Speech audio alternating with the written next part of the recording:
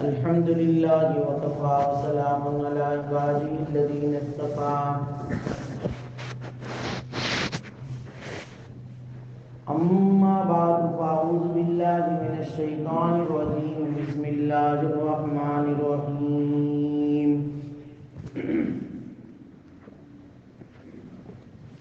الحمد لله رب العالمين الرحمن الرحيم مالك يوم الدين إياك نعبد وإياك نستعين صدق الله مولانا العظيم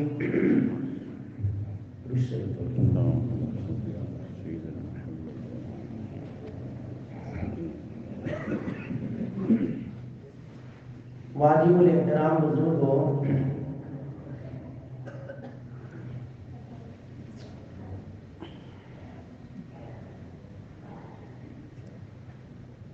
دنیا میں اللہ تبارک و تعالیٰ نے مجھے آپ کو جو بھیجا ہے وہ بندگی کے لیے بھیجا ہے، اور اسی بندگی کا اقرار ہر نماز میں، ہر رکعت میں اللہ تبارک و تعالیٰ بندوں سے کرواتا ہے کہ ایاک نعبد و ایاک نستعین، کہ اللہ ہم تجھ ہی سے تیری ہی عبادت کرتے ہیں اور تجھ ہی سے مدد چاہتے ہیں۔ نعبد بات یہ چل رہی تھی کہ جمع کا صیغہ ہے، نون جو ہے وہ جمع کے لیے بولا جاتا ہے، تو آدمی کو نماز جماعت کے ساتھ پڑھنی چاہیے، اس میں اشارہ ہے، اور جو نماز جماعت کے ساتھ پڑھی جاتی ہے وہ تنہا نماز پڑھنے کے مقابلے میں 27 گنا المضاف ہوتی ہے۔ ایک روایت میں 25 گنا ہے، ایک روایت میں 27 گنا ہے، 27 گنا ثواب زیادہ ملتا ہے۔ اور ایک حدیث میں نبی کریم صلی اللہ علیہ وسلم نے ارشاد فرمایا، جماعت کے ساتھ جو نماز پڑھی جاتی ہے اور اس میں جو تکبیر کہی جاتی ہے، آپ علیہ السلام نے فرمایا یہ تکبیر دنیا مافیہ سے بہتر ہے، اس کا اتنا مقام بتایا۔ گویا بندہ جب ایاک نعبد کہتا ہے، وہ اللہ تبارک و تعالیٰ سے یہ کہتا ہے کہ اللہ ہم تمام مسلمان، چاہے وہ کہیں بھی رہتا ہو، مشرق میں رہتا ہو، مغرب میں رہتا ہو، شمال میں ہو، جنوب میں ہو، چاہے کوئی بھی علاقے میں ہو اور کوئی بھی نسل سے تعلق رکھتا ہو، اے اللہ ہم سب مل کر تیری عبادت کرتے ہیں۔ آدمی جو ہے تمام مسلمانوں کی عبادتوں کو شامل کر کے اللہ تعالیٰ کے سامنے پیش کرتا ہے۔ مسلمان آپس میں بھائی بھائی ہے، ایاک نعبد کہہ کر وہ اپنی بھائی چارگی کا ثبوت دیتا ہے۔ اگر وہ ایاک اعبد کہتا تو صرف اپنی عبادت کا تذکرہ کرتا، اپنے بھائیوں کی عبادت کا تذکرہ نہ کرتا، لیکن ایاک نعبد کہہ کر وہ اپنے تمام بھائیوں کی عبادتوں کا تذکرہ کر کے بھائی چارگی کا ثبوت اس طرح پیش کرتا ہے کہ اللہ ہم اپنی عبادتوں کے اندر جو تجھ کو راضی کرنے کے لیے کر رہے ہیں، ہم تمام جو ہے عبادت میں شامل ہیں اور ہم تمام مل کر تیری عبادت کرتے ہیں۔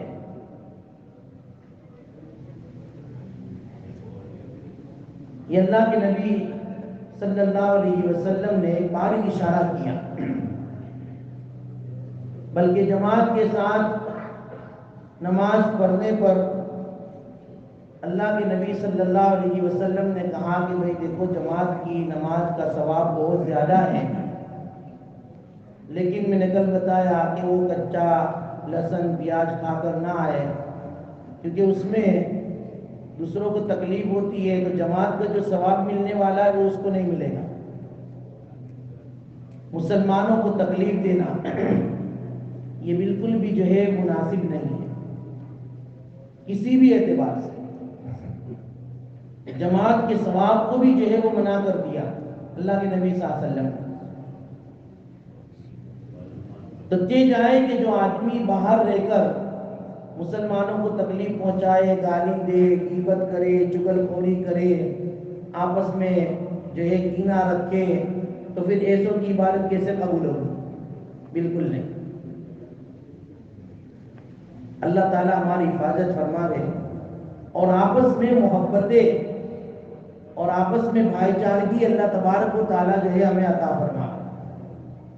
قرآن میں الذین ینقضون عہد اللہ من بعد میثاقہ،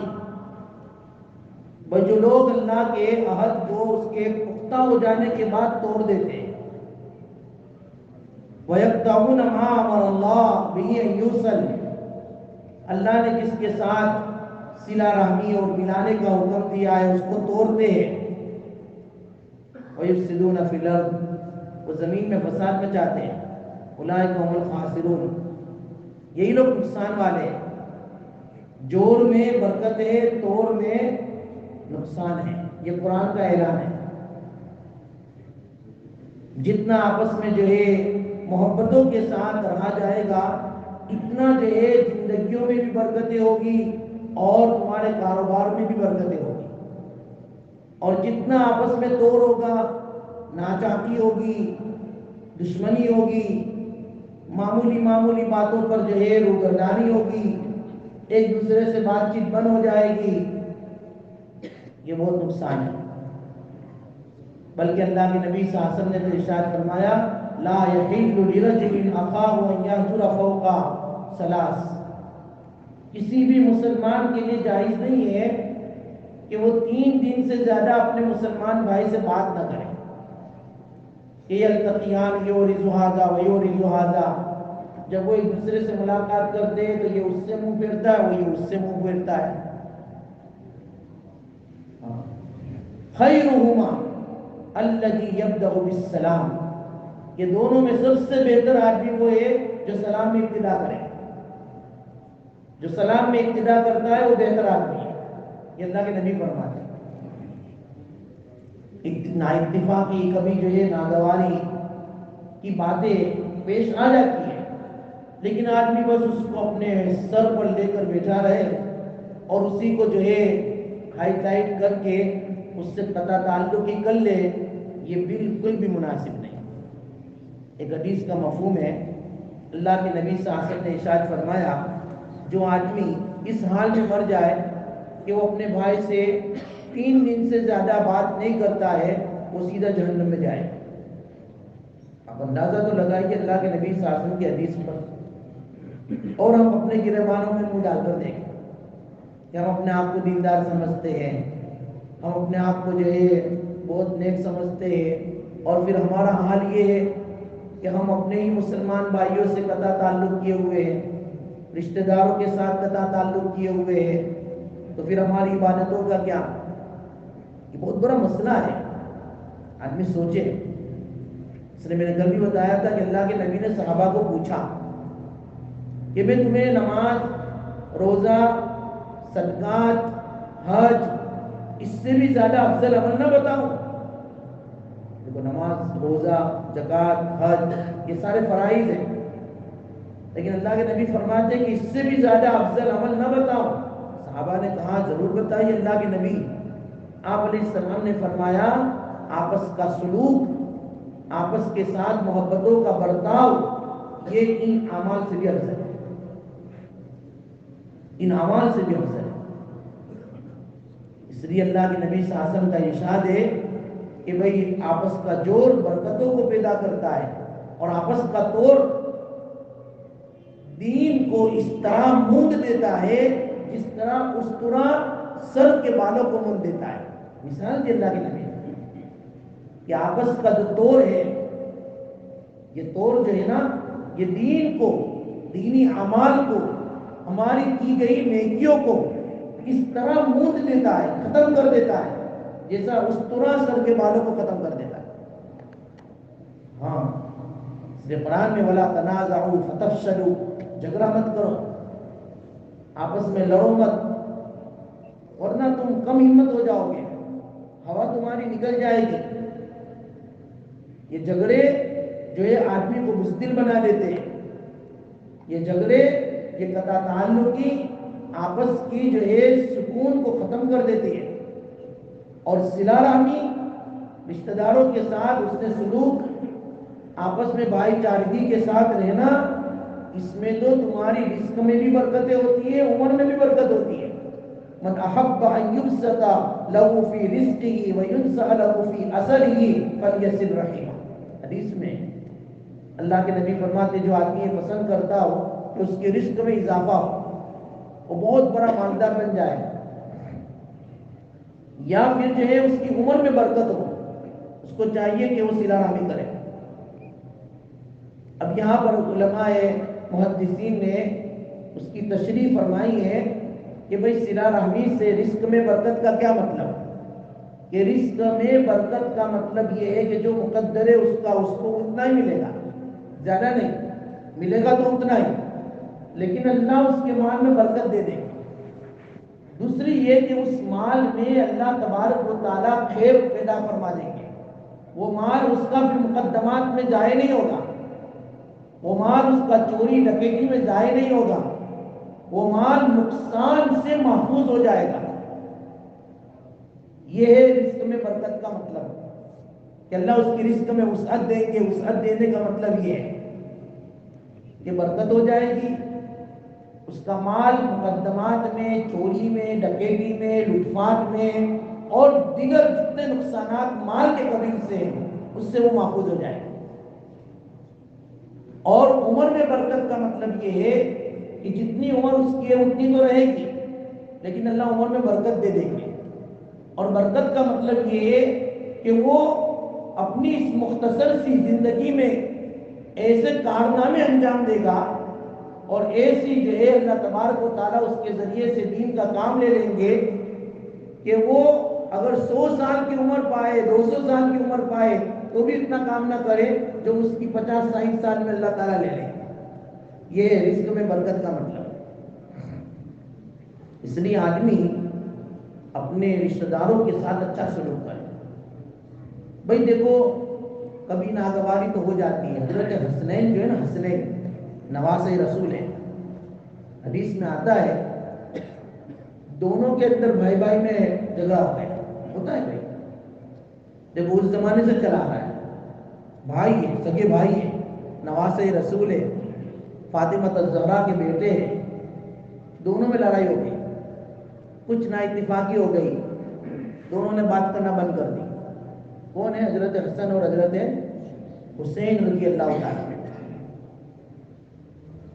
ایک دن ہو گیا، 2 دن ہو گئے، تیسرا دن جب صبح ہوا، حضرت حسین جو چھوٹے بھائی ہیں، حضرت حسن بڑے تھے، حضرت حسین کے دل میں آیا کہ نانا جان نے تو یہ فرمایا ہے کہ 3 دن اگر کسی سے بات نہ کرے اپنے مسلمان بھائی سے، اللہ تعالیٰ اس کی عبادت کو قبول نہیں کرتے ہیں، اور یہ تو جائز ہی نہیں ہے، حلال ہی نہیں ہے مسلمان کے لیے.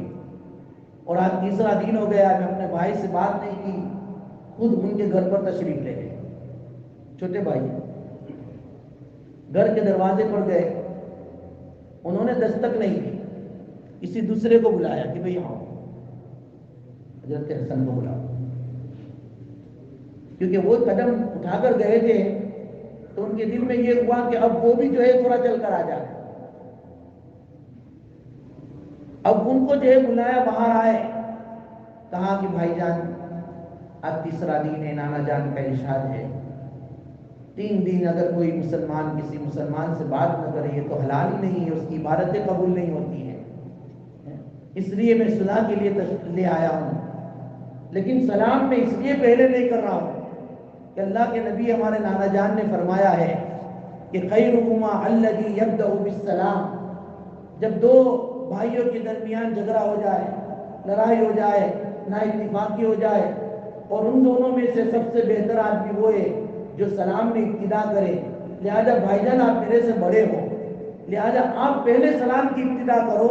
میں سلام میں ابتدا کر کے خیریت میں بڑھنا نہیں چاہتا، خیریت میں آپ بڑھو کیونکہ آپ بڑے ہو، اس لیے آپ سلام کرو تاکہ میں جواب دے دوں. کیا محبتیں اور کیا ارشادات کی اللہ کے نبی صلی اللہ علیہ وسلم کی ان کو قدر تھی. دیکھیے تو صحیح، بھائی کا احترام بھی ہے، اور نبی کریم صلی اللہ علیہ وسلم کا ارشاد ہے اس فضیلت میں بھی ایسے جھگڑوں میں بھی اپنے بھائی کو ثواب میں آگے بڑھانا چاہتے ہیں. اللہ اکبر. یہ کہ بھئی ہوتا ہے، لڑائی ہوتی ہے، جھگڑے ہوتے ہیں، نا اتفاقی ہو جاتی ہے، لیکن آدمی 2 دن 1 دن بس ختم. اور اللہ کے نبی کا وہ ارشاد یاد رکھے کہ خیرهما الذی یبدأ بالسلام، بہتر دونوں میں سے وہ ہوگا جو سلام میں ابتدا کرے. اس لیے کسی مسلمان کو تکلیف پہنچانا گناہ ہے، گناہ کبیرہ ہے. ایک مرتبہ اللہ کے نبی صلی اللہ علیہ وسلم جو ہے بیت اللہ کا طواف کر رہے ہیں. مشہور حدیث ہے، عبداللہ بن مسعود فرماتے کہ میں بھی اللہ کے نبی کے ساتھ تھا. آپ علیہ السلام نے بیت اللہ کی طرف نظر اٹھا کر کہا اے کعبۃ اللہ، تو کتنا محترم ہے، تو کتنا مقدس ہے، تیرا کتنا احترام ہے، تیری کتنی عزت ہے. تھوڑی دیر خاموش رہے. پھر جو ہے تھوڑی دیر کے بعد اللہ کے نبی صلی اللہ علیہ وسلم نے بیت اللہ کو خطاب کرتے ہوئے فرمایا کہ تیرا احترام، تیری مقدس شخصیت اپنی جگہ پر ہے، لیکن اس سے بھی زیادہ محترم، اس سے بھی زیادہ محترم اللہ تبارک و تعالیٰ کے یہاں اور کوئی چیز. عبداللہ بن مسعود فرماتے ہیں کہ میرے کان کھڑے ہو گئے، میں فوراً متنبع ہو گیا. اللہ کے نبی فرماتے کہ بیت اللہ سے بھی زیادہ محترم کسی کا مقام اللہ کے یہاں ہے وہ کون ہوگا؟ پھر اللہ کے نبی صلی اللہ علیہ وسلم نے فرمایا اے بیت اللہ، تیرے سے بھی زیادہ محترم اللہ کے یہاں ایک مسلمان کا، ایک مسلمان کی جان، ایک مسلمان کا مال، ایک مسلمان کے آبرو ہے. وہ بیت اللہ سے بھی زیادہ احترام کے قابل ہے. کہ اگر کوئی مسلمان کسی مسلمان کو قتل کرے، کسی مسلمان کا مال لوٹ لے، کسی مسلمان کی عزتوں کو جو ہے گراوے، وہ ایسا ہے جیسے بیت اللہ کو گرانے کے برابر ہے. اب اگر کوئی بیت اللہ کو گرانے والا ہو یا گرانے کی کوشش کرتا ہو یا اس نے اس پر حملہ کیا ہو تو کیا ہو؟ دنیا کے سارے مسلمان اس کا ٹکا بوٹی کر دیں کہ بیت اللہ کی دیوار کو گرا رہا ہے، اس کو توڑ رہا ہے. لیکن اللہ کے نبی فرماتے اس سے زیادہ احترام کے قابل ایک مسلمان کی جان ہے، ایک مسلمان کا مال ہے، ایک مسلمان کی آبرو ہے، اس کی عزت ہے. اس لیے اللہ کے نبی صلی اللہ علیہ وسلم نے فرمایا مسلمان کی آبرو ریزی سے بچو. جو مسلمانوں کی عزتوں کو ڈاؤن کرنے کی فکر میں رہتا ہے نا کہ میں آج اس کو گرا دوں، اس کو گرا دوں، اس کو ذلیل کر دوں، وہ جو ہے اللہ کی نظر میں سب سے پہلے ذلیل ہوتا ہے. وہ اس کو ذلیل کرے یا کرنے کی کوشش میں کامیاب ہو، ناکام ہو، وہ اپنی مرضی کی بات ہے، اس کی تقدیر کی بات ہے، لیکن وہ اللہ کی نظر میں ذلیل ہو گیا، یہ پکی بات ہے، یہ بالکل پکی بات ہے. اللہ کے نبی کی حدیث ہے. اس لیے اپنے مسلمان بھائی کا احترام کرنا سیکھو، ان کے مال کا احترام کرنا سیکھو کہ نہیں مسلمان کا مال ہے، میں کسی طرح اس کو ختم لے نہیں سکتا، چاہے جو ہے کسی بھی طرح. اس لیے بزرگوں، مسلمانوں کی آبرو ریزی سے، مسلمانوں کی ذلتوں، ان کو جو ہے پست گرانے سے بچنا چاہیے، بہت ضروری ہے.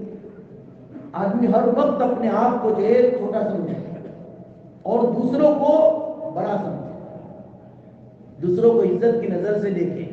اللہ کے یہاں اس کا بہت بڑا مقام ہے. ایک مرتبہ اللہ کے نبی صلی اللہ علیہ وسلم بیٹھے ہوئے تھے، جبرائیل بھی آئے، جبرائیل دونوں باتیں کر رہے تھے. اللہ کے نبی صلی اللہ علیہ وسلم کے ساتھ حضرت ابو ذر بھی بیٹھے ہوئے تھے. حضرت جبرائیل نے کہا یا رسول اللہ ھذا ابو ذر. اللہ کے نبی صلی اللہ علیہ وسلم نے فرمایا جبرائیل هل تعرفون، تم تو آسمان پہ رہنے والے ہو، مدینہ کے رہنے والوں کو تم بھی پہچانتے ہو کہ ابو ذر ہے. کون کہہ رہے؟ اللہ کے نبی صلی اللہ علیہ وسلم فرماتے جبرائیل تم پہچانتے ہو، تعرفون، تم پہچانتے ہو کہ ابو ذر ہے. حضرت جبرائیل نے کہا کیوں نہیں، جس طرح ابو ذر کی مدینہ میں شہرت ہے، عزت ہے، اس سے کئی گنا زیادہ ابو ذر کی شہرت اور عزت آسمانوں میں ہے، اس سے زیادہ. یہ الفاظ حدیث کے، اس سے زیادہ جو مدینہ میں ہے نا، اس سے زیادہ شہرت، عزت، احترام آسمانوں میں ہے ان کا تذکرہ. پھر ہم اس کو کیسے نہ پہچانیں؟ ماذا نال الفضیلہ. اللہ کے نبی نے حضرت جبرائیل سے پوچھا بھئی یہ فضیلت ابو ذر کو کیسے حاصل ہو گئی کہ اس کے تذکرہ آسمانوں پہ ہونے لگے؟ تو جبرائیل نے کہا 2 عملوں کی وجہ سے. ان کے اندر 2 عمل ہیں، ایک دل کا عمل ہے، ایک جسم کا عمل ہے. ان 2 عملوں کی وجہ سے ابو ذر کا مقام آسمانوں پر بہت بلند ہے. ان کے تذکرے ہوتے ہیں ابو ذر کے. بھائی کون سا دل کا عمل؟ کہ دل کا عمل تصغرہ فی نفسی، وہ اپنے آپ کو بہت حقیر سمجھتے ہیں، چھوٹا سمجھتے ہیں، دوسروں کو اپنی نظر میں بہت اچھا سمجھتے ہیں. اللہ کرے یہ صفات ہمارے اندر آ جائے. ہاں لیکن ہر آدمی تو کیا اپنے آپ کو بڑا سمجھتا ہے کہ میں ہی ہوں کچھ، اور دوسروں کو حقیر سمجھتا ہے. چاہے جو ہے مالداری کے اعتبار سے ہو، خاندان کے اعتبار سے ہو، صحت کے اعتبار، ہر وقت آدمی اپنے آپ کو چھوٹا سمجھتا ہے. دیکھو یہ عمل کتنا پسندیدہ ہے، آسمانوں میں تذکر ہوتے ہیں. یہ ہو گیا دل کا عمل. اور ایک عمل ان کا جو ہے جسم کا ہے. وہ جسم کا عمل کیا ہے؟ کہ کثرت قراءۃ قل هو اللہ احد. یہ بہت کثرت سے قل هو اللہ پڑھتے ہیں. سورہ اخلاص اتنا زیادہ پڑھتے ہیں کہ جس کی وجہ سے ان کا تذکرہ آسمانوں پہ ہوتا ہے. یہ ابو ذر ہے رضی اللہ تعالیٰ. اللہ کے نبی صلی اللہ علیہ وسلم نے ان کو بنایا. یہ صفات ان کے اندر کیسے آئی بھائی؟ ایک مرتبہ ہے حضرت نبی کریم صلی اللہ علیہ وسلم کی بارگاہ میں حضرت بلال بھی تھے، حضرت ابو ذر بھی تھے. دیکھو کیسی تربیت فرمائی ابو ذر کی، تب جا کر ابو ذر یہ مقام پر پہنچے. تو ابو ذر کی زبان سے حضرت بلال کو یہ نکل گیا یبن ام السودا، یبن ام السودا، ایک کالی کے بیٹے ادھر آ. کس نے کہا؟ حضرت ابو ذر نے. کس کو کہا؟ حضرت بلال کو. وہ سیاہ تھے، بالکل جو ہے ایتھوپیا سے آئے تھے، حبشہ کے رہنے والے تھے. تو حضرت بلال رضی اللہ تعالیٰ عنہ نے جو یہ جملہ سنا یبن ام السودا، ان کو بہت تکلیف ہوئی، بہت تکلیف ہوئی. اور ان کو جو درد ہوا نا، انہوں نے کسی کے سامنے تذکرہ کیا ہوگا، اس نے اللہ کے نبی کو کہہ دیا. کیا تو جو ہے ابو ذر نے حضرت بلال کو یبن ام السودا کہا، کالی کی بیٹی ادھر آ. اس حضرت بلال کو تھوڑا رنج ہوا ہے. اللہ کے نبی صلی اللہ علیہ وسلم اتنے غصے ہو گئے، آپ کا چہرہ سرخ ہو گیا. آپ صلی اللہ علیہ وسلم جب غصے ہوتے تھے آپ کا چہرہ سرخ ہو جاتا تھا. حدیث میں آتا ہے اتنا سرخ ہو جاتا تھا جیسا کہ آپ کے چہرے پر انار کا جوس نچوڑ دیا گیا. حضرت ابو ذر کو بلایا، ابو ذر ادھر آؤ، اور فرمایا یا ابا ذر، سنو کہ ابو ذر لا افضل للسوداء ولا الاحمر الا بالتقوى. کوئی جو ہے کسی سے افضل نہیں، نہ کالا گورے سے افضل ہے، نہ کالا گورے سے افضل ہے، نہ کوئی جو ہے گورا کالے سے افضل ہے. اللہ کی بارگاہ میں افضل وہ ہے جس کے اندر تقوی زیادہ ہو. Income رؤن fake جاہلیہ. ابو ذر ابھی تک بھی تمہارے اندر جاہلیت موجود ہے، ابھی تک بھی تم جو ہے ڈفرنٹ کر رہے ہو، یہ کالا یہ گورا، ابھی تک تمہارے اندر جاہلیت ہے. حضرت ابو ذر نے کانپنے لگے، تھر تھر کانپنے لگے. حضرت ابو ذر نے اپنے آپ کو بازار میں لٹا دیا، سو گئے بازار میں، اور کہا کہ جاؤ بلال کو بلا کر لاؤ، اور بلال کو کہو اے بلال جب تک تم اپنا پیر ابو ذر کے گال پر نہیں رکھو گے وہاں تک معافی نہیں. پورے بازار میں گئے، یہ نہیں کہ گھر میں بلا کر گیا. ابو بلال کو کہا کہ ابو ذر جو ہے بازار میں سوئے ہوئے اور کہہ رہے کہ بلال جب تک اپنا پیر اپنے گال پر نہیں رکھے گا وہاں تک جو ہے معافی نہیں ہو، وہاں تک معافی نہیں. بلال رضی اللہ تعالیٰ عنہ آئے اور کہا ہے بھائی ابو ذر میں نے معاف کر دیا، اس طرح جو ہے سننے کی ضرورت نہیں ہے، چلو جب آ جاؤ گلے سے. نہیں بلال نہیں، اللہ کے نبی نے مجھے ہاتھ مہر ڈالا ہے، میں جب تک اپنے آپ کو جو ہے اتنا ذلیل نہیں کروں گا وہاں تک میں اپنے آپ کو معاف نہیں کر سکتا. بلال تمہیں اپنا پیر ابو ذر کے گال پر رکھنا پڑے گا. اب وہ منع کر رہے اور یہ کہ نہیں. اخیر میں حضرت بلال کو اپنا پیر حضرت ابو ذر کے گال پر رکھنا پڑا. پھر ابو ذر نے کہا اللہ اب معافی ہو گئی، اب معافی ہو گئی. دیکھو یہ تربیت کی. تب جا کر پھر وہ اپنے آپ کو اتنا ذلیل سمجھنے لگے، اتنا حقیر سمجھنے لگے کہ پھر آسمانوں پر بھی ان کے تذکر ہونے لگے. اللہ کرے یہ صفات ہمارے اندر منتقل ہو جائے. اسی کی جو ہے تربیت ہے، اسی کی مشق ہے ایاک نعبد کے اندر کہ اللہ تعالیٰ کی ہم عبادت کرتے ہیں، یعنی اللہ کی عبادت کر کے ہم ایک ساتھ جو ایک گویا اللہ تبارک و تعالیٰ کو عبادت پیش کر کے ایک دوسرے کی معاونت کر رہے ہیں کہ ہم ان کی عبادت کی کوشش میں اپنے آپ کو شامل کرتے ہیں.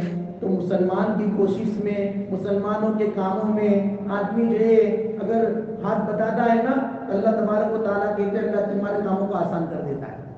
تو ہم گویا ایاک نعبد کہہ کر مسلمانوں کی عبادتوں کی اصلاح کی کوشش کر رہے ہیں، اللہ کی بارگاہ میں ان کی عبادتوں کی کوششوں کی اصلاح کر رہے ہیں.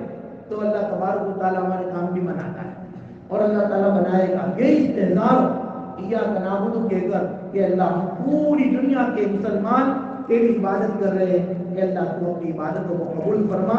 اور وہ ایاک نستعین کہہ کر پھر اللہ تبارک و تعالیٰ سے آدمی کیا کرتا ہے؟ معافی چاہتا ہے. انشاءاللہ تعالیٰ یہ نظر بیان کریں گے. اللہ تعالیٰ ہمیں کہنے سننے سے زیادہ عمل کی توفیق عطا. بسم اللہ الرحمن الرحیم. الحمد للہ رب العالمین والعاقبۃ للمتقین والصلاة والسلام علی سید الانبیاء والمرسلین. اللہم لک الحمد کما ینبغی لجلال وجہک وعظیم سلطانک یا حی یا قیوم برحمتک نستغیث اصلح لنا شأننا کلہ ولا تکلنا الی انفسنا طرفۃ عین ولا تنزع منا صالح ما آتیتنا. اے اللہ ہمارے گناہوں کو معاف فرما، خطا و صدر گزر فرما. اللہ بڑے کمزور ہیں، بڑے گنہگار ہیں. اے اللہ معاف فرما دیجیے، اے اللہ معاف فرما دیجیے.